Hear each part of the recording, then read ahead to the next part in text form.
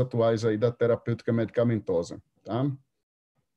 Já vejo aqui que está conectado aqui nosso amigo Gé Anderson, a Luana, tá? E isso vai ser muito enriquecedor para a nossa noite aí. O professor Pedro está entrando daqui a pouco. Agradecer a LACIB, que é a nossa Liga de Cirurgia. O professor Pedro é orientador e eu, como co-orientador da LACIB, né, tivemos a grata satisfação de receber a professora Juliana e ela vai iniciar já já assim, o nosso bate-papo, ok? Oi, João Paulo. Professora, Tudo professora bom? Juliana, tudo bom? Tudo bem, Prazer e você? imenso tê-la aqui conosco, tá? Prazer é meu. A gente já iniciou a transmissão no YouTube, Aham. então, primeiramente, eu queria agradecer demais a sua participação, sua disponibilidade. Eu estou com a outra tela aqui e a tela já está. Eu vou pedir que nosso pessoal da técnica deixe a professora fixa aí, tá? Por enquanto. Eu tenho a grata satisfação de ser seu aluno no mestrado da São Leopoldo Mandique, né? Nossa faculdade soberana, ela se localiza aqui na cidade de Petrolina, que você teve o prazer de conhecer em Eu ia falar, 2017. já fui aí em Petrolina. Foi o curso que esgotou antecipadamente, né? O curso de terapêutica medicamentosa. Então, Entendi. isso nos honra mais ainda com a aceitação do seu convite. A gente tem uma nossa liga de cirurgia, ela promove encontros e esse, sem dúvida nenhuma, é um encontro de peso que a gente tem aqui, é o maior nome que a faculdade já trouxe aqui para a gente debater. Imagina. E esses canais de comunicação são importantes por causa disso. Sim, Então, sim. quando eu propus esse tema, que eu acho que é um grande desafio que a gente tem encontrado na prática diária, né, da clínica diária de odontologia, é o controle da dor, né? A gente sabe que a gente se depara não só com a especialidade da cirurgia, da endodontia, da periodontia, da implanta, mas todas as especialidades odontológicas, elas lidam com o controle da dor, né? Então, eu queria dar Sim. boa noite, desejar aí que você tenha uma excelente noite. Aqui para a gente no sertão é feriado, né, no Nordeste, que é o feriado de São João, São mas está João, todo né? mundo aqui, está todo mundo já te assistindo. Então, obrigado pela presença. Já Seja que não pode bem-vinda. fazer festa, né? Vamos fazer É, aula, né? certeza. Então Seja tá muito bom. bem-vinda. Então, obrigado pelo convite, o João Paulo, sempre assim, de pronto, né, que você me fez o convite, eu aceitei.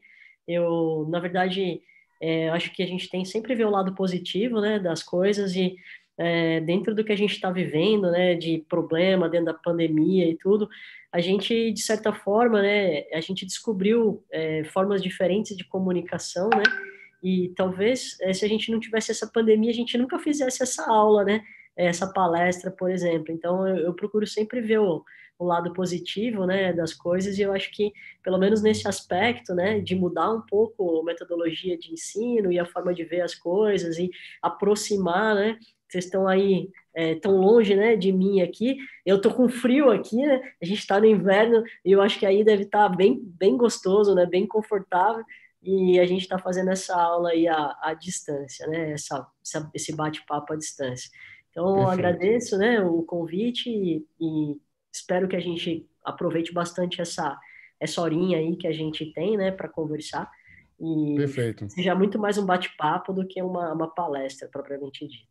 Claro, perfeito.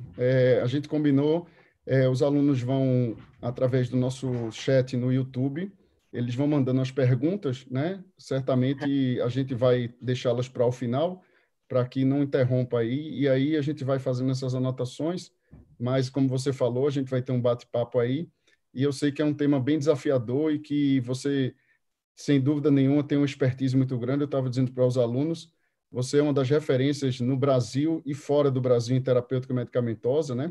Se você quiser, antes de projetar algo, contar um pouquinho da tua história, como é que você construiu a sua história dentro da odontologia e dentro Uhum. da tua pós-graduação, fica super à vontade. Sim, com certeza. Tá ótimo. Compartilhar ela aqui, né? Eu vou falar um pouquinho. Eu sou dentista, né? Me formei na Unicamp, em Piracicaba, né? E eu tenho já bastante tempo de formado, eu me formei em 97. E aí, desde a graduação, eu faço iniciação científica na farmaco, né? Na farmacologia, né? Que a gente tem a área lá, farmaco, anestésio, terapêutica, todas juntas. e fiz o meu mestrado logo em seguida, o doutorado também. Fiz doutorado de sanduíche, fui morar na Inglaterra um tempo, fiquei fazendo algumas coisas de pesquisa lá, mas tive uma vivência bem interessante com a sedação, né, a forma com que eles usam a sedação lá. Voltei para cá e comecei a trabalhar na São Leopoldo já em 2003. Então, estou na São Leopoldo há bastante tempo, na graduação e na pós-graduação. E hoje eu trabalho bastante com farmaco, anestésio, terapêutica, suporte básico de vida, sou instrutora da American Heart já há bastante tempo. A gente tem os cursos de emergência também, e sedação inalatória, né, que a gente vem já praticando há bastante tempo, né? Então, essa é a minha formação, minha linha de pesquisa, né? E é o que a gente pratica aí no dia a dia, tá? Então, Perfeito. agradeço mais uma vez o convite, né? E, assim, quando o João Paulo me propôs, né, falar de desafio de controle de dor, eu acho um tema super interessante, porque, na verdade, controlar a dor é um desafio realmente, né? Porque, com toda certeza, é um fenômeno central para a odontologia, né? E a gente tem, de forma direta ou indireta, né, a dor envolvida no procedimento odontológico, né? Ou como motivo da busca do tratamento, ou como a consequência do tratamento ou da intervenção odontológica. Então, é um fenômeno muito presente para a odontologia, tá? Eu vou compartilhar minha tela aqui, né, rapidamente.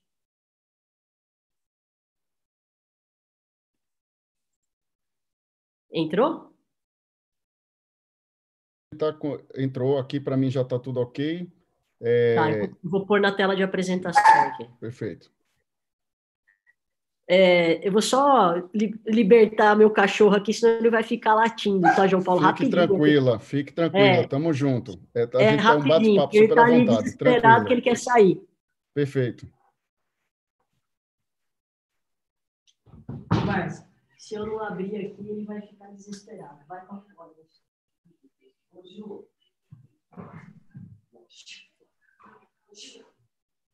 Ela tava brincando com o negocinho.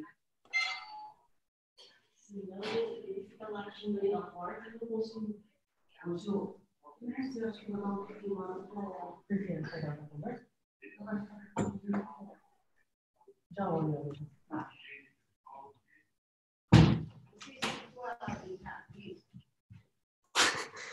Pronto. Vamos lá. Tranquilo. Tá solto, senão o bicho fica nervoso aqui. Então vamos falar um pouquinho, né, sobre a terapêutica com foco aí para controle de dor, né? Conforme eu falei, né, agora nessa pequena introdução, né, que a gente fez, eu reconheço, né, que para odontologia a gente tem a dor como elemento central. Quando a gente fala de terapêutico, isso é muito presente, né? A gente tem a dor ou como motivo da busca do tratamento, ou como uma consequência da intervenção clínica. E, de forma geral, né, todos os grupos farmacológicos que a gente usa com mais frequência para odontologia, eles estão direta ou indiretamente relacionados com esse fenômeno doloroso. Então, de forma geral, se a gente pegar de uma forma bem rápida, né, para a gente falar sobre isso, a literatura é vasta, né, para mostrar que quanto mais estressado e mais ansioso meu paciente tiver, com toda certeza eu vou ter uma alteração de limiar de dor. Então, o que significa isso? Um estímulo que não era para ser doloroso, num paciente ansioso, vai ser exacerbado e ele relata como dor. Então, diariamente, o dentista tem exemplo disso, né, na clínica. Por exemplo, um paciente que ele tem certeza que está anestesiado, né, que ele está até torto lá de tão anestesiado que ele está, e você aciona o seu motor fora da boca dele, e ao ouvir o barulho, o paciente relata, ai, está doendo. Então, é um estímulo auditivo que é interpretado como dor, né? Isso motivado pelo quê? Pelo estresse, pela ansiedade, por alteração de limiar.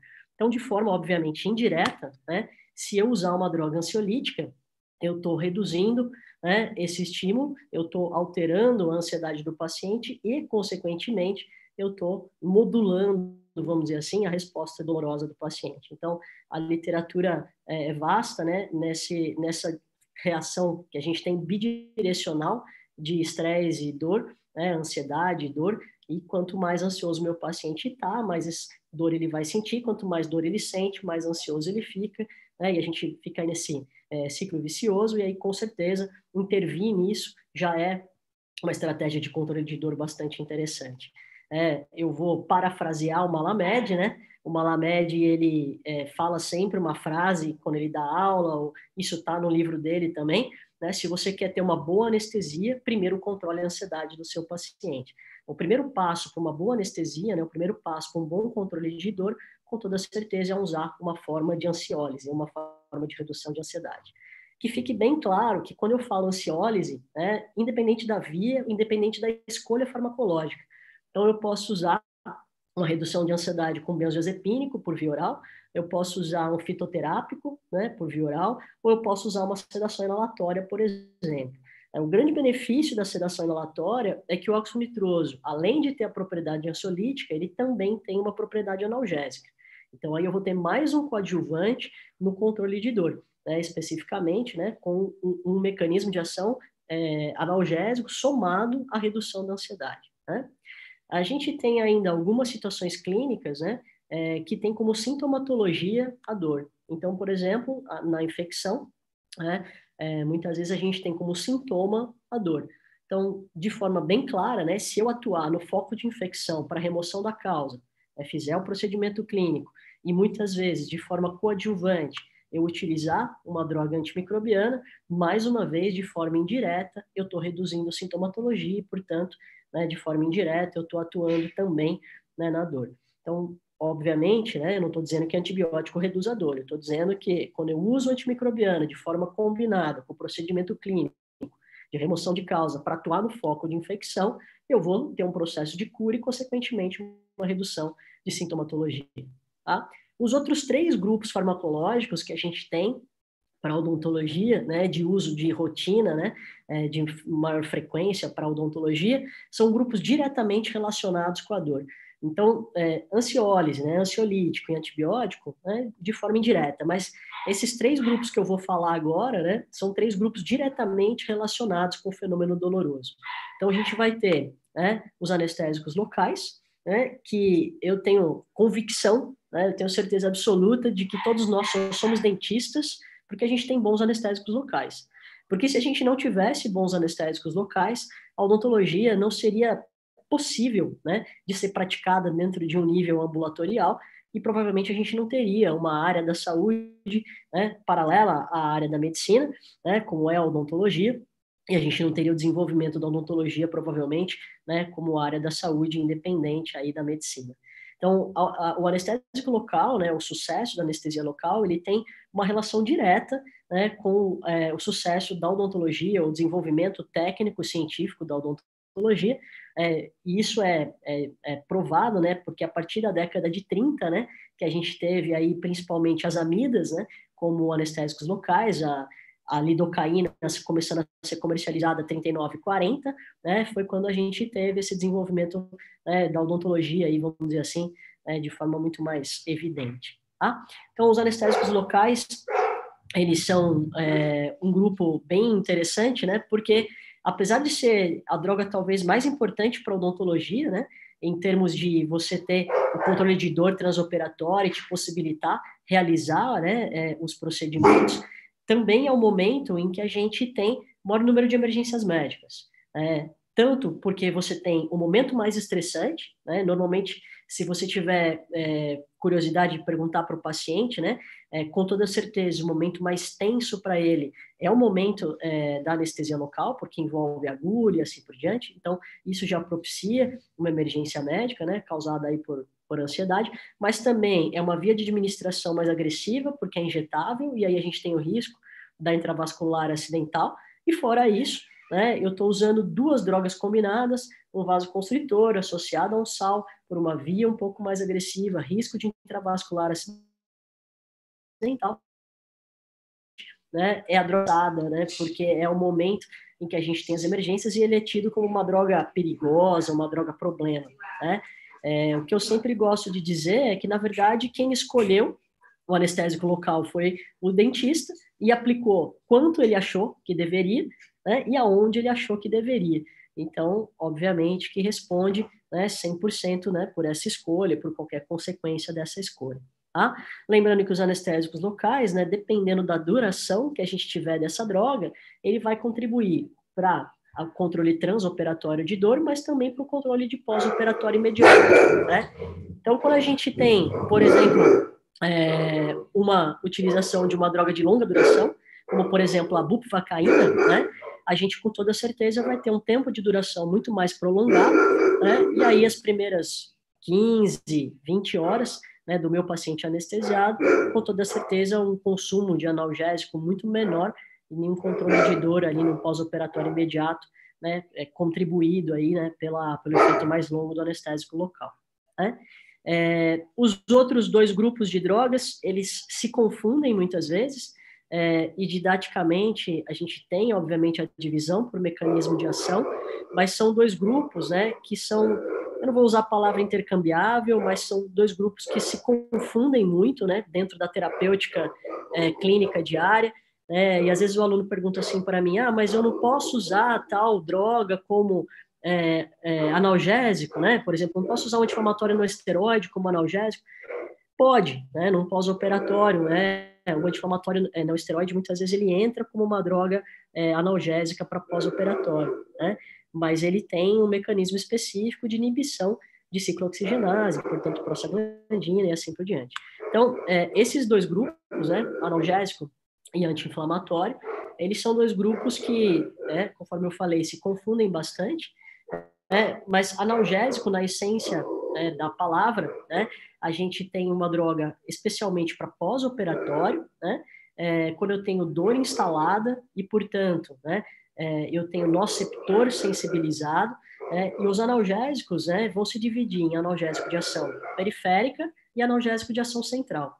Os analgésicos de ação central, todos eles são, de certa forma, ou derivados da morfina, ou drogas opioides, que usam o mesmo mecanismo de ação da morfina, como o protótipo do grupo. A gente tem alguns opioides que são sintéticos, como o tramal, que é o tramadol, que é uma droga que às vezes é utilizada em odontologia, mas os analgésicos de ação central, eles têm utilização muito mais pontual na odontologia, e para situações em que as outras estratégias de controle de dor falharam, e aí a gente precisa, talvez, de um mecanismo de controle de dor um pouco mais intenso. Os analgésicos de ação periférica são frequentemente utilizados para pós-operatório, e os três mais usados na terapêutica brasileira, com toda certeza, é dipirona, paracetamol e ibuprofeno. Lembrando que o único analgésico de ação periférica verdadeiramente analgésico é a dipirona. A dipirona tem um mecanismo de ação diferente, ela atua direto em nociceptor sensibilizado, reduzindo a entrada de cálcio no epicíclico, diferente, por exemplo, do paracetamol e do ibuprofeno, que são inibidores de ciclooxigenase, e aí vão estar muito mais relacionados em termos de mecanismo de ação com os anti-inflamatórios não esteroides do que propriamente dito com a dipirona. Os anti-inflamatórios se dividem em anti-inflamatório esteroide ou hormonal, os corticoides, e os não esteroidais, os não esteroides, os AINES, com uma grande diferença de potência, principalmente no quesito edema. Então, eu falo bastante isso para os meus alunos na graduação, quando eles param de anti-inflamatório, eles me perguntam assim, mas professora, a gente usa corticoide ou a gente usa anti-inflamatório não esteroide? Minha resposta sempre é, qual é o seu objetivo? É dor ou é edema? Porque se for edema, não dá nem para começar a conversar, é covardia querer comparar uma ação anti-edema do corticoide ou do anti-inflamatório não esteroide. Então, em relação a edema, a literatura é vasta em mostrar que a melhor droga que existe é a dexametasona, no sentido da utilização em odontologia, ou para cirurgia oral menor, ou cirurgia ortognática, ou cirurgia maior, a dexametasona talvez seja a droga com melhor impacto aí no quesito edema. Se for dor, aí a gente pode discutir. Então, na endo, por exemplo, a gente tem algumas revisões sistemáticas publicadas mostrando que o anti-inflamatório não esteroide, a grande classe dos AINES aí, para endodontia, no quesito de controle de dor, age muitas vezes de forma semelhante à dexametasona, com resultados que muitas vezes não têm diferença estatisticamente significante. Então, no quesito controle de dor, né, os anti-inflamatórios não esteroides são comparáveis à dexametasona, né, mas no quesito edema, com toda certeza não. Então, conhecer esse panorama, né, é bastante importante, né, para que aí você possa escolher qual é a sua estratégia. De forma geral, eu entendo que o desafio de controlador passa por tudo isso, né? Então, assim, passa por eu tranquilizar o meu paciente, né? Por eu usar um bom anestésico local, fazer uma boa técnica anestésica e usar a melhor estratégia de combinar aí o anti-inflamatório e o analgésico de melhor escolha, né? Para que eu consiga atingir um controle analgésico satisfatório para cada paciente dentro do procedimento clínico, né, que a gente vai se propor a realizar, tá? Esse esquema, né, é um esquema que a gente idealizou de distribuição, vamos dizer assim, de controle de dor dentro dos períodos que a gente considera pré-operatório, transoperatório e pós-operatório, né, inserindo alguns conceitos, né? Então, o conceito da analgesia pré-emptiva, né, e o conceito da analgesia preventiva. Então, a gente entende, né, a analgesia pré-emptiva como estabelecer um regime terapêutico, né, uma medicação terapêutica, antiálgico, ou seja, preventivo da dor, antes de eu ter qualquer tipo de estímulo e antes de eu ter o que a gente chama da lesão tecidual. Seja a lesão tecidual, a minha incisão, seja a lesão tecidual, o acesso endodôntico, seja a lesão tecidual, a broca no dente, por exemplo, né? Mas principalmente voltado aí para a cirurgia, né? Que é, com certeza, a disciplina, né? A especialidade que vai ter melhor aproveitamento da analgesia pré-emptiva, né? Assim como a endodontia, mas obviamente com focos diferentes, né? Estabelecer a utilização da droga anti-inflamatória, né? Antes de eu ter qualquer tipo de lesão tecidual. Com toda certeza, o corticoide é a melhor droga para isso. É por isso que está sugerido aí na primeira coluna, né? Desse esquema, o corticoide 1 hora antes do procedimento. Devo justificar para vocês que eu estou sugerindo 1 hora antes, porque eu estou imaginando uma via oral de administração. Se a gente pensar numa via intramuscular, isso pode ser 15 minutos antes, né? Se você pensar em outra via de administração, eu posso mudar esse tempo de latência, né? Então, aqui, pensando na via oral. Existe um trabalho publicado por um bucomaxilo americano, que chama-se Alexander, né? Mostrando que, por via oral, o corticoide, idealmente, ele vai atingir uma concentração plasmática máxima efetiva depois de 3 horas da administração. Então, o Alexander, ele relata, né, que, na verdade, se eu puder administrar essa droga 3 horas antes, né, eu teria uma concentração plasmática mais efetiva no momento da intervenção. É que, obviamente, em termos de logística clínica, isso complica muitas vezes, né, 3 horas antes do procedimento.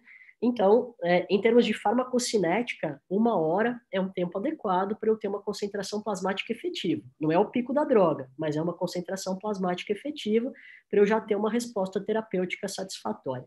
Então, na analgesia preventiva, ou preemptiva, desculpa, eu vou, né, ter o objetivo ali da prevenção do edema e da hiperalgesia, né? Além de tudo, a gente tem algumas revisões sistemáticas publicadas hoje mostrando que eu melhoro também a qualidade da anestesia. Isso é bem evidente na endo. Né? Então, a endodontia tem publicações no Journal of Endodontics, que talvez seja aí a revista de maior impacto para a endodontia, né? Mostrando que essa analgesia preemptiva na endo, mesmo quando você tem aquela situação clínica crítica, né, de molar inferior com pulpite, sintomático, pulsátil, você vai ter um benefício da melhora da eficácia da anestesia local, mesmo nas técnicas que mais falham, por exemplo, como o bloqueio do velar inferior. Né? Uma estratégia de redução de ansiedade, e aí eu sugiro sedação leve a moderada, porque você consegue fazer isso a nível ambulatorial e com monitoramento mínimo, oximetria de pulso, frequência cardíaca, pressão arterial. Se eu for levar o meu paciente para uma sedação profunda, eu vou precisar de um segundo profissional, vou precisar de um anestesista junto comigo, e vou precisar de um ambiente com outro tipo de monitoramento, e aí a gente tem a alternativa do benzodiazepínico por via oral ou da sedação inalatória com a mistura óxido nitroso-oxigênio. grande diferença, benzodiazepínico é um sedativo, é um ansiolítico que vai alterar a limiar de dor do paciente. Então, ele melhora, com toda certeza, né, a qualidade da anestesia no transoperatório, né, mas ele não tem nenhum tipo de efeito analgésico. Na sedação inalatória, o óxido nitroso, além de promover essa alteração de limiar, altera também, né, a qualidade da anestesia à medida que ele é uma droga que tem propriedade analgésica. Né? Paralelo a isso, a gente tem o benefício do manejo comportamental. Então, dependendo da faixa etária, né, que a gente está trabalhando, né, a sedação tem um apelo interessante também para manejo comportamental. Isso é verdadeiro para a pediatria, isso é verdadeiro para pacientes especiais, né, e assim por diante. No transoperatório, a gente tem o papel da anestesia local, né, e aí digo para vocês que é completamente inconcebível, né, imaginar um bom controle de dor sem vasoconstritor. Então, o vasoconstritor tem que estar associado. O vasoconstritor, a interação vasoconstritor-sal anestésico é extremamente interessante para a odontologia, porque a gente consegue aumentar o tempo de duração de trabalho, a gente consegue reduzir toxicidade, a gente consegue promover hemostasia, né? E, consequentemente, especialmente nos procedimentos cirúrgicos, eu vou ter um aproveitamento muito mais interessante da anestesia local. Né? É claro, limitar o número de tubetes a partir do momento, né, que a gente tem uma noção de peso do paciente, perfil do paciente, característica sistêmica, né, para que eu não entre numa zona de toxicidade desse anestésico. E ainda como analgesia preventiva, iniciar o analgésico na cadeira odontológica, no consultório, enquanto o paciente ainda está anestesiado. Então, o conceito da analgesia preventiva, né, é exatamente eu começar um regime analgésico antes da sensação dolorosa. Por isso, a gente ressalta, a primeira dose do analgésico é na cadeira, enquanto o paciente ainda está anestesiado, né? Para que ele já tenha essa droga numa concentração efetiva, no momento que passar a anestesia, ele já tem o alívio ali da dor, ele já tem uma redução da intensidade de dor. Tá? Eu posso fazer isso com analgésico, tipo dipirona, por exemplo, paracetamol, ibuprofeno, mas posso fazer isso também com anti-inflamatório não esteroide, cetoprofeno, diclofenaco, naproxeno, etodolaco e assim por diante. É simplesmente uma escolha terapêutica.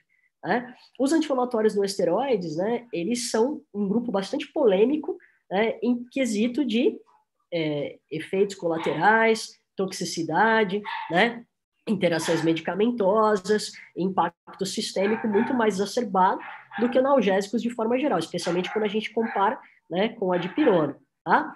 Mas são alternativas. E aí eu posso, muitas vezes, né, combinar o anti-inflamatório não esteroide com o analgésico de ação periférica. Por exemplo, a dipirona, né? E aí manter o paciente, né, normalmente com anti-inflamatório não esteroide 36 a 72 horas no máximo, né? E o analgésico normalmente aí por 12, 24 ou até por mais, né, 48 horas, normalmente não mais do que isso. Então, esse período, né, dos primeiros 3 dias pós-intervenção, as primeiras 72 horas, né, com toda certeza, meu paciente vai estar medicado e amparado. Né? Se a gente pensar num pico de dor pós-intervenção, normalmente a gente tem pico de dor nas primeiras 12 a 24 horas, o pico de edema nas primeiras 36 a 48 horas. Depois de 72 horas, eu tenho que ter uma dor muito suportável, né? E cada vez num nível mais decrescente, e tenho que ter um edema estabilizado ou começando a reduzir. Se eu tiver um edema aumentando depois de 72 horas, pode ter certeza, reavalie esse paciente clinicamente, ele não tem um processo de inflamação, ele tem provavelmente infecção. E aí a gente vai ter que mudar completamente a estratégia, né, clínica e farmacológica desse paciente. Tá? Não sei, João Paulo, se você quer interagir, fazer alguma consideração, fazer alguma pergunta. Professora, tá perfeito aqui, tá tudo tranquilo. Na verdade, eu deixei no silencioso para não interromper, porque o áudio talvez possa lhe incomodar, mas Não, assim, imagino. tá tudo tranquilo. Estou fazendo minhas pontuações aqui para poder a gente, depois da apresentação, bater um papo aí com os alunos, mas está tudo ótimo, tá Perfeito. tranquilo. Vou pontuar só mais algumas coisas e depois eu abro para a gente fazer uma discussão, tá? Eu coloquei aqui para vocês o que eu considero como critério importante, né, para você escolher a terapêutica que você vai utilizar, né, e aí, como critério de escolha, né, primeiro de todos, e o mais importante, estabelecer o perfil clínico do seu paciente. Então, estabelecer um bom perfil sistêmico do paciente, quem ele é, quantos anos ele tem, que doenças ele apresenta, quais as comorbidades envolvidas, que medicamentos ele usa por conta, né, ou medicamento prescrito, né, faz uso de algum suplemento, faz uso de algum fitoterápico manipulado, tem alergia, quais são as experiências anteriores dele, né, com a odontologia, quando ele fez o último hemograma na vida dele, que tipo de exame laboratorial ele já foi submetido, né? Então, tudo isso dentro do perfil do paciente para que a gente possa escolher a melhor estratégia farmacológica, né? Que você conheça muito bem a droga que você vai empregar. Lembre-se que a odontologia em território nacional ela é regulamentada pela lei 5.081, 66, que te confere o direito da prescrição. Então, nós, cirurgiões dentistas, somos prescritores, né? Assim como o médico veterinário, né? E a mesma lei que te dá essa competência, né? E esse direito da prescrição, ela também te cobra a responsabilidade de responder por absolutamente tudo que você indicar para o paciente. Então, conhecer indicação, contraindicação, mecanismo de ação, toxicidade, possibilidade de interação medicamentosa é bastante importante, é super relevante para que você possa fazer uma boa terapêutica medicamentosa, né? E, claro, adequar tudo isso ao tipo de procedimento que você vai realizar. É completamente diferente, né? A terapêutica medicamentosa voltada para cirurgia, ou a terapêutica medicamentosa voltada para endo, ou a terapêutica medicamentosa voltada para dentística, né, ou algumas outras especialidades talvez menos invasivas, né? Então, o procedimento manda também, né, no que eu preciso da terapêutica, o que eu espero da terapêutica ali para me ajudar, né? Lembrando que a gente tem um quarto critério, que não pode ser deixado de lado, que é, com toda certeza, custo, preço, né? É importante explicar para o paciente a diferença entre referência, genérico, similar e equivalente. Vai haver bastante diferença de custo para ele, de preço na hora dele adquirir essa droga, né? Se ele for comprar essa droga. Então, é importante mostrar para ele a diferença, né? E você, como profissional da saúde, tem que saber indicar para ele, né, uma opção mais barata, né, se ele tiver essa necessidade, por exemplo, explicar para ele o que é um genérico, o que é uma droga similar, ou o que é uma droga equivalente, né? E, paralelo a isso, eu chamo a atenção de vocês que o preço, né, ou o custo no anestésico local é seu, dentista, né, e ele não pode ser um critério, um primeiro critério e nem um único critério na sua escolha anestésica. Então, a partir do momento que você definiu qual que é o sal que você vai utilizar, qual é a concentração do sal e qual é o vasoconstritor, qual a diluição do vaso. Se você tiver soluções idênticas no mercado, você até pode ter um critério e preço, né, para entrar em consideração, mas não é um critério terapêutico, né, de escolha da droga que você vai usar ali, né, no dia a dia, né, de anestesia local do seu paciente, tá? Em relação às interações medicamentosas, né, eu gostaria de mostrar eu não sei se vocês conhecem, né, mas esse site aqui é bem interessante, né, interaçõesmedicamentosas.com.br. Eu acho interessante porque você não paga, né, para utilizar, você faz um cadastro como profissional da saúde, né, e aí você utiliza, né, esse site para fazer combinações, né. Então, eu coloquei uma aqui que é bem interessante para odontologia, né. Então, o propanolol, que é um beta-bloqueador não seletivo, interagindo com adrenalina, né, um vasoconstritor que a gente usa, e a epinefrina, né, e aí a gente clica ali em checar interações, e ele me dá, né, a importância clínica, ó, várias cruzinhas. Isso significa que é importante, né? Gravidade da interação, grave, né? Probabilidade de ocorrência, definida, ou seja, já foi relatado, tem caso relatado, né? E é o que pode acontecer?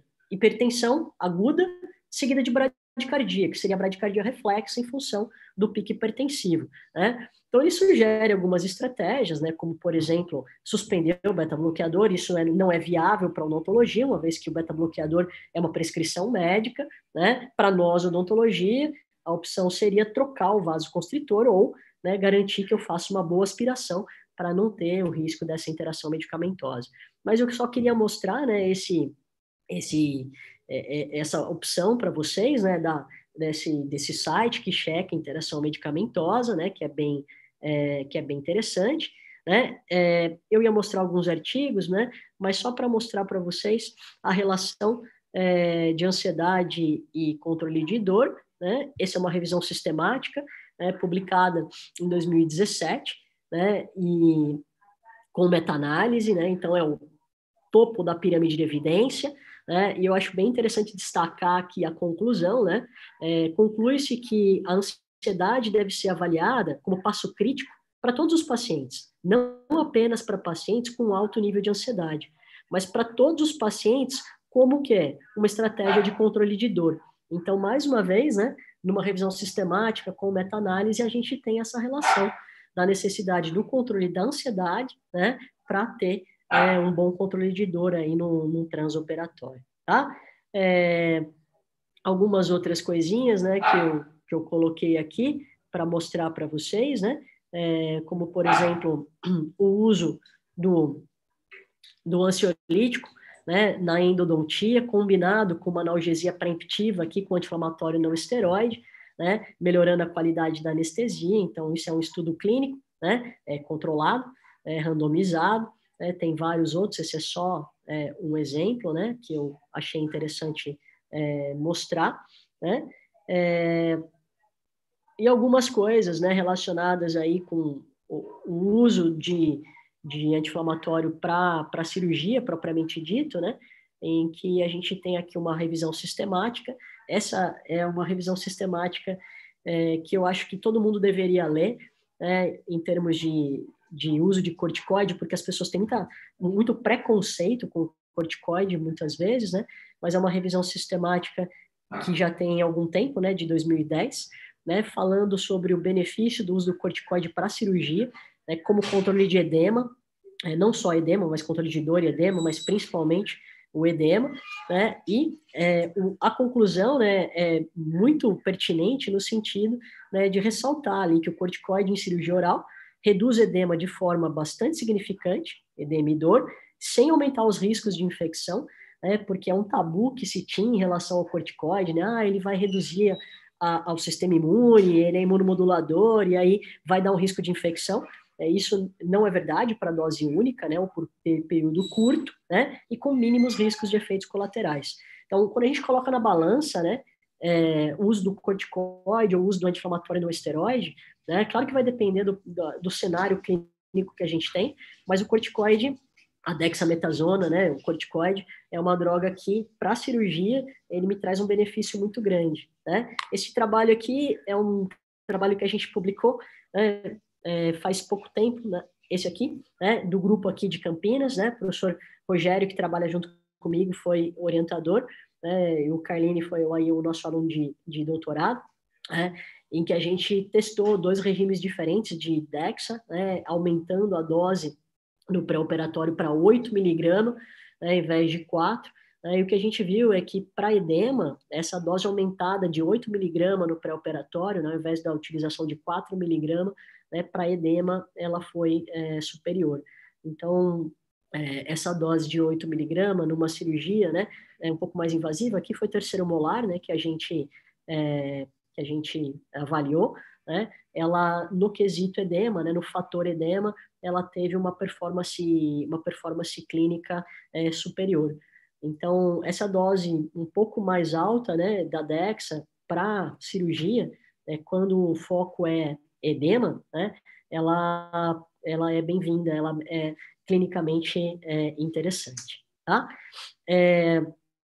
Para endodontia, né, eu coloquei uma revisão sistemática aqui, né, mostrando aí a sugestão da dose de 4 miligramas, e aí eu sempre digo, né, quando o foco aqui é dor, né, dentro da endo, o foco da Dexa é principalmente dor no pós-operatório, né, 4 miligramas foi suficiente, né, não é necessidade de subir, né, porque aqui a gente não está avaliando edema, né, o objetivo aqui é controle de dor propriamente dito, tá?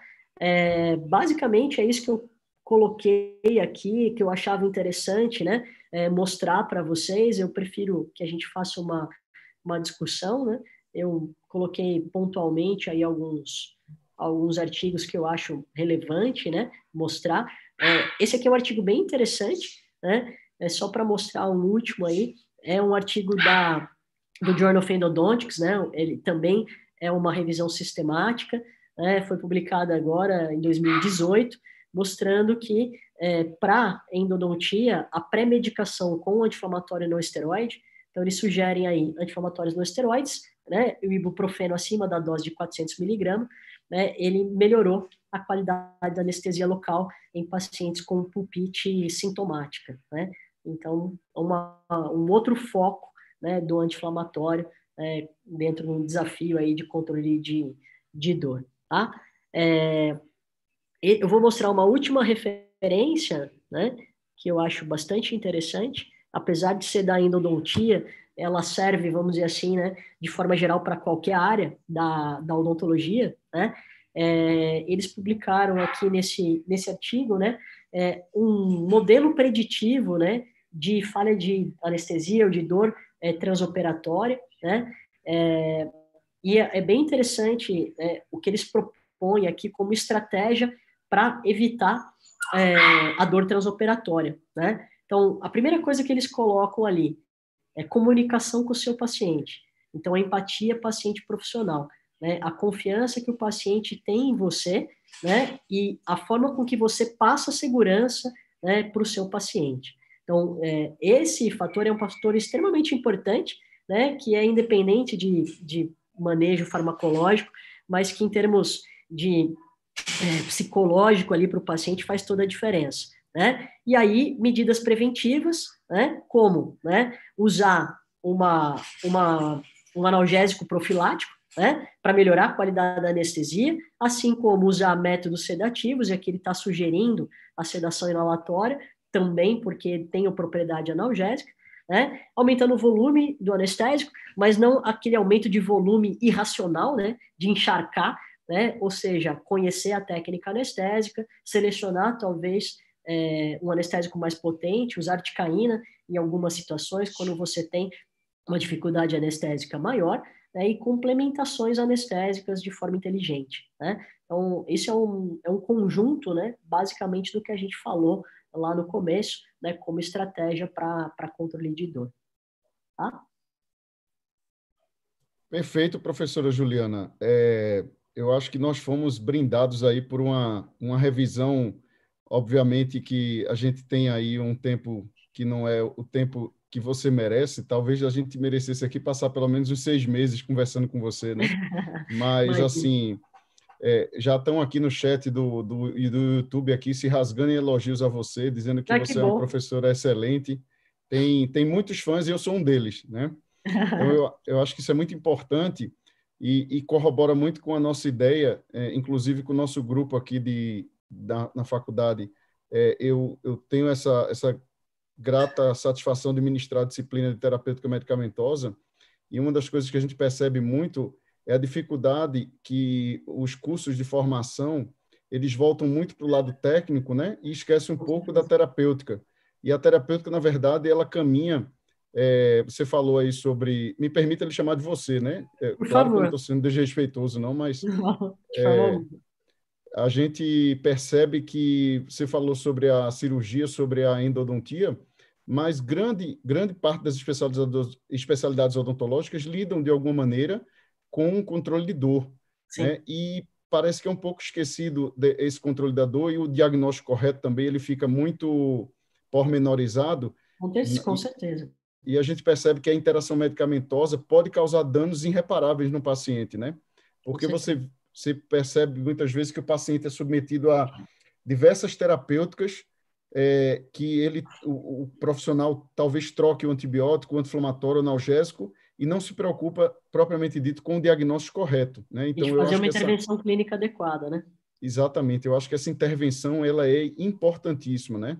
Aquele rapport que você conquista o paciente, aquele condicionamento que você faz na consulta inicial, é muito importante para você traçar seu plano de tratamento.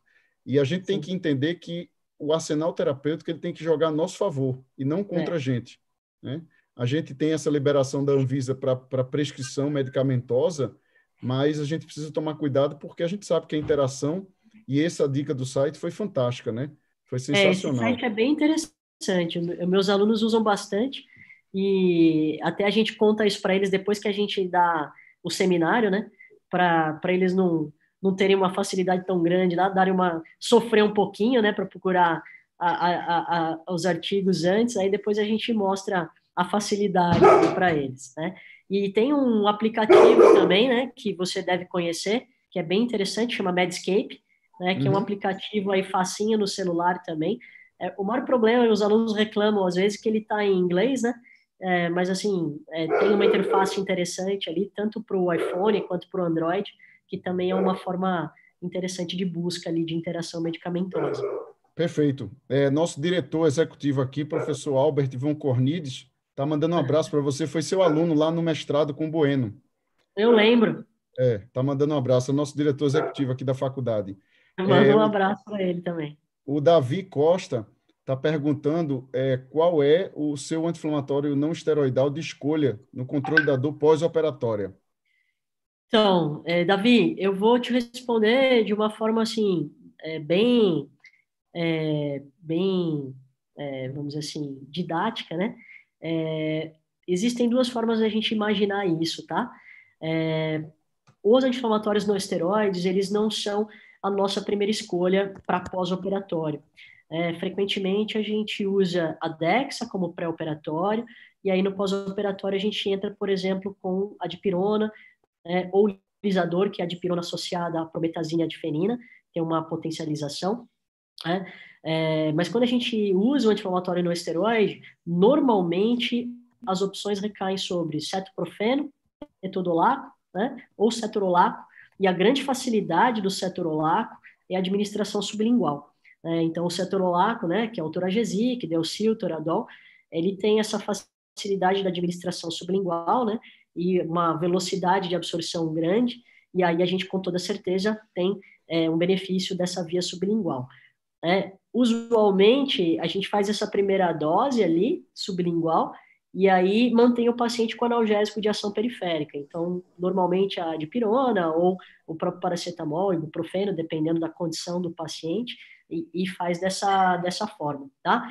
Mas assim, dentro dos anti-inflamatórios não esteroides, eu vejo que talvez os mais indicados sejam cetoprofeno, meloxicam, o próprio diclofenaco, que é uma alternativa bastante barata e acessível, o naproxeno, o etodolaco, o cetorolaco, né, são todas alternativas viáveis e que compartilham das mesmas interações medicamentosas, das mesmas toxicidades. Por exemplo, é um grupo bem crítico para o rim, então é um grupo bem nefrotóxico, é um grupo que vai ter uma interação medicamentosa bastante complicada com drogas antipertensivas, especialmente beta-bloqueador, inibidor da ECA, e alguns diuréticos, né? Por exemplo, hidroclorotiazida. Então, levando tudo isso em consideração, talvez esses sejam os mais indicados, tá? Fazer uma ressalva, né? Que talvez a droga que eu, se pudesse te dizer para não usar, eu te diria para evitar a nimesulida, né? Porque a gente tem vários trabalhos na literatura associando a nimesulida a um potencial hipototóxico bastante marcante, e ela sendo questionada, né, o risco-benefício da utilização da nimesulida em vários países, né, diante desse potencial hepatotóxico que ela vem apresentando. Tá? Então, talvez essa seja a maior ressalva. Perfeito. Nosso coordenador do curso de odontologia, o professor Fábio Carmona, mandou um abraço para você também, porque ele está dizendo aqui que aprendeu anestesia com você. Tá vendo que acho que eu conheço todo mundo aí em Petrolina, hein? A gente precisa marcar outra visita aqui à nossa faculdade. Tá difícil do Covid deixar, né? Mas com certeza a gente vai ter uma outra oportunidade para marcar essa visita presencial. Eu queria fazer uma pergunta, professora, talvez fazer uma provocação a respeito sobre a prescrição digital. A gente vê que a medicina liberou agora a telemedicina, né? Sim. Eu tive uma conversa com algumas pessoas do Conselho Regional e, segundo eles, eles estão fazendo ainda o desenvolvimento da plataforma. Eu tive a oportunidade, semana passada, de passar por um treinamento a convite de uma amiga médica, e aí eu queria saber um pouquinho não só, assim, obviamente que não vai ser muito diferente do que a gente sabe, né, dos nossos protocolos medicamentosos. Mas qual Sim. seria a sua opinião em relação à prescrição digital? Então, eu acho que dentro do momento que a gente está vivendo, né, dentro do que a gente está vivendo aí de pandemia, afastamento, distanciamento, seria interessante, desde que a gente tivesse, eu não sei a melhor palavra para utilizar, mas desde que a gente tivesse um embasamento teórico e científico, né, do dentista, para que ele tivesse um discernimento do que ele consegue fazer aí dentro dessa prescrição à distância, para que a gente não generalize, por exemplo, né, uma prescrição em massa de um antibiótico, né, e que passe por um uso indiscriminado de medicamento. Então, eu acho que isso é válido, eu acho que a gente vai caminhar para isso, acho que é um caminho sem volta, na verdade, essa telemedicina, ou a teleodontologia, ou teleatendimento, né? Não só por causa da pandemia, mas porque a gente vive numa era digital, né? E cada vez vai ser mais presente isso, né? No dia a dia nosso. Estava lendo outro dia sobre, né, lá no Japão, a utilização de robô para fazer uma triagem, né? Do paciente. Então, isso acho que vai ser muito presente, né? Mas eu não acho que essa prescrição digital ela pode se transformar aí num uso indiscriminado de algumas classes. Meu maior medo é em função do antimicrobiano, que talvez isso seja, vamos medicar e passar a não intervir clinicamente, né? E aí só Perfeito. medicar, benzer e, né? Vamos que vamos. E aí É, perde o sentido, né? a Mas eu acho OMS, que... é, pode Pode falar. concluir, professora. Não, Perdão. eu acho que é um caminho sem volta. A OMS, inclusive, eu via ano passado, eu acredito que foi ano passado, eu vi uma reportagem falando sobre um estudo da OMS que mostrava que em torno de 780 mil pessoas ano morrem vítimas de superbactérias, né? E Uhum. há inclusive tem estudos aí que são tendenciosos a mostrar que a próxima pandemia talvez seja de bactérias, de superbactérias, e esse cuidado a gente precisa Mas ter posso muito falar uma bem. coisa, João Paulo? Eu falei isso hoje, eu estava dando uma aula o dia inteiro, na verdade, por uma especialização de endo, né? E eu falei assim, olha, o momento é o vírus, né? O momento é o corona, o momento é uma preocupação com essa pandemia do vírus. Mas vamos ter outras, né, com bactéria provavelmente, né? Porque a gente tem, né, um nível de seleção de bactéria resistente bastante alarmante, né? Então, assim, vamos ter outras pandemias, né? Com toda certeza. Eu não acho que Perfeito. isso é tão alarmante, tão irreal. Acho bem próximo mesmo. É, Acho que é bem possível. Só deixar claro para os nossos alunos aqui que a prescrição digital, pessoal, não é você digitalizar a receita, não, tá? É uma Exatamente. coisa, é porque tem gente que acredita que é você escanear ou mandar uma foto da sua Escanear, né? receita É, que estaria prescrito. é. Queria dar boa noite aqui ao professor Pedro, o orientador da Liga de Cirurgia, estava operando, ele está no hospital, tá vendo, professora? Tô Então, vendo, tô vendo. professor Pedro, quiser fazer suas considerações aí. Obrigado, pessoal. Boa noite, professor João, professora Juliana. Boa noite. Desculpa o atraso, perdoem. Imagina. Mas, aproveitando o gancho aí que o professor João falou, assim, a gente pensa muito parecido, a gente tem algumas ideias muito parecidas em relação à tecnologia dentro da odontologia, e aí a pergunta dele é muito pertinente, eu gosto da resposta, inclusive, da professora Juliana, quando ela fala da preocupação dentro da prescrição, em um atendimento remoto, vamos dizer assim, mas é porque não seria, eu acho que isso daí vai evoluir para um conjunto melhor, para uma experiência melhor, no sentido que não é somente a gente prescrever, não é só a gente fazer uma videoconferência, mas eu acredito que as ferramentas digitais aí, elas vão vir para melhorar, né? Para acoplar, para engrandecer essa experiência e a forma de atendimento digital.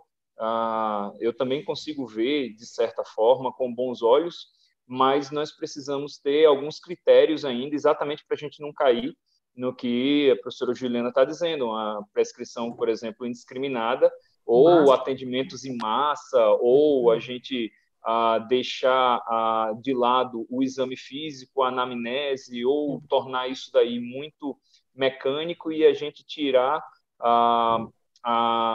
o processo de diagnóstico da doença do profissional. Exatamente. Então, Eu gosto de pensar em teleodontologia, se esse seria o nome. Eu gosto de pensar que a gente está, talvez no início, essa pandemia serviu para dar um start em algumas coisas, mas que isso daí tem muito a ser melhorado, muito a ser aprimorado. Evoluir, né? E eu também acredito que é uma realidade. Eu acho que não volta. Agora é para frente sempre, isso aí vai melhorar. E eu vejo ganho para ambos os lados. Eu vejo todo mundo ganhando com isso. Naturalmente, a gente dando passos certos, firmes, curtos talvez, mas em uma direção correta. Perfeito, professor Pedro. Obrigado, o senhor sempre genial nas suas colocações. Eu não vou abusar da boa vontade da professora Juliana, até porque ela passou o dia todo dando aula, né? Nós já estamos com 57 minutos aí de live no streaming aqui no YouTube. Eu gostaria de saber se o pessoal tem mais alguma pergunta, né? Queria que a professora mandasse também um abraço para o professor Rogério, né? Que é uma pessoa que eu tenho um carinho fraterno. É uma memória ímpar dele, né? Porque ele passa 4 dias dando aula para a gente, ele pergunta o nome de uma pessoa, a pessoa muda de lugar na sala e ele lembra o nome da pessoa. E da onde a pessoa se bobear, ele sabe até o sobrenome. Verdade. Chegou uma pergunta aqui. Usar ibuprofeno pode ser 600 miligramas, pode ser uma alternativa para prevenção de dor também, seria talvez na preemptiva, né? E evitando a prescrição de um analgésico. A professora Juliana quer responder? O ibuprofeno, ele tem um potencial anti-inflamatório, comparado com outras drogas, pequeno. Então, mesmo quando a gente sobe a dose, né, de 400 para 600, a gente ainda vai ter um efeito anti-inflamatório limitado à medida que ele tem uma seletividade maior para COX-1 do que para COX-2. Quando a gente está pensando numa analgesia preemptiva, né, se o objetivo for controle de dor, como a Endo usa, por exemplo, 400 a 600 miligramas de ibuprofeno é o suficiente. Agora, se eu pensar em edema e num procedimento cirúrgico, com toda certeza, eu utilizaria outra estratégia terapêutica, eu utilizaria, por exemplo, a dexametasona. Mas essa utilização preemptiva, ela não vai te eliminar de utilizar um analgésico no pós-operatório. Então, são estratégias combinadas, né? A gente usa analgesia preemptiva, pré-operatório, e faz no pós-operatório analgesia, né? Preventiva, primeira dose anestesiado e as doses subsequentes como uma dose de conforto ali para o paciente. E aí pode ser um analgésico de ação periférica, por exemplo. Perfeito. O importante é que a gente tenha, como a professora falou, pessoal, protocolos, né? Não adianta a gente estar... A indústria farmacêutica, ela trabalha muito no lado capitalista da coisa, né, professora? Eu até indiquei aquele seriado, sim. O Prescrição Fatal, eu falo isso em sala de aula, porque é engraçado que muitos filmes americanos mostram o personagem viciado em oxicodina, né? Que é a oxicodona. Que nem o House, né? O Vicodin. Exato. E aí o seriado é sobre isso, aquele documentário que eu mandei para você. Então, a gente tem que entender que a indústria farmacêutica trabalha para aumentar os lucros dela. Então, quando você encontra um protocolo, tanto uma tática de tratamento, uma tática operatória, não falo aqui propriamente a cirurgia bucomaxilo, mas a tática operatória no atendimento na endo, na pério, e você consegue ter um protocolo medicamentoso e controle adequado, é importante que você mantenha ele, e não você fique mudando essas medicações, porque essa mudança gera uma dificuldade para você ter uma linha de ação adequada, né? Para você saber se aquilo está funcionando, né? Perfeito. Pra você ter casuística ali, né? Sem dúvida nenhuma. Ver se alguém tem mais alguma pergunta aqui no chat, mas começar os agradecimentos, professora Juliana, pela disponibilidade, né?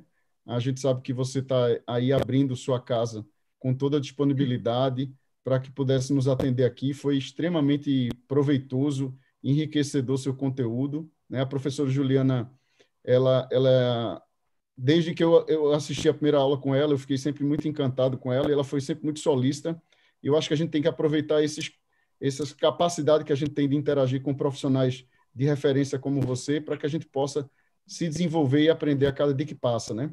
Então, eu em nome da Faculdade Soberana, agradeço, e já está aberto aqui o convite para, quando possível, a sua visita presencial, né? A gente tinha conversado, inclusive, lá eu acredito que foi em outubro. Novembro, eu acho, em né? novembro, sobre o curso de urgências, né? Sobre o curso para a gente pensar nisso, e a gente vai amadurecer aí sobre sobre essa proposta, tá? Então, mais uma vez, muito obrigado. Professor Pedro, quer fazer alguma consideração em relação à Liga, e a professora Juliana encerra. Sim. Primeiro, mais uma vez, desculpa, pessoal. Foi uma pena eu não poder ter visto a discussão, ter visto a aula da professora Juliana. Eu tive o prazer de assistir sua aula no congresso que teve aqui no Vale do São Francisco. E indiscutível seu conhecimento na área terapêutica medicamentosa. Indiscutível isso. Mas eu queria agradecer você ter aceitado o convite aí do professor João, parabenizar a Liga aí de Cirurgia pela organização. A gente está aqui de portas abertas, professor João, como o professor João falou, o convite continua firme e forte. Venha mais uma vez aqui para a nossa terra. Quem bebe da água do São Francisco não quer ir embora. Cuidado para não querer ficar aqui. Tá bom? Então, tenho certeza que vai dar certo e que eu vou voltar sim, vai ser um prazer. Agradeço mais uma vez o convite, as palavras, né, do João Paulo, é recíproco a nossa admiração, né? E então agradeço bastante esse tempinho que a gente teve para conversar e estou sempre disponível para o que precisar, tá? A gente está sempre aberto aí a fazer parceria e estar junto e compartilhar um pouquinho aí do que a gente faz, tá? Então agradeço vocês aí também. Show de bola. Eu estou aguardando ver se alguém tem mais alguma pergunta, mas eu acredito que não. Vou pedir para Nayara liberar a professora Juliana para descansar, né, professora? Que amanhã tem um novo dia começa aí. Temos mas a gente defesa depois de tese amanhã. Então, vá fazer o seu descanso merecido, que você merece. Muito obrigado. Um beijo no coração.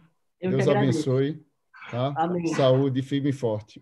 Até mais, pessoal. Abraço. Tchau, tchau. Tchau, tchau.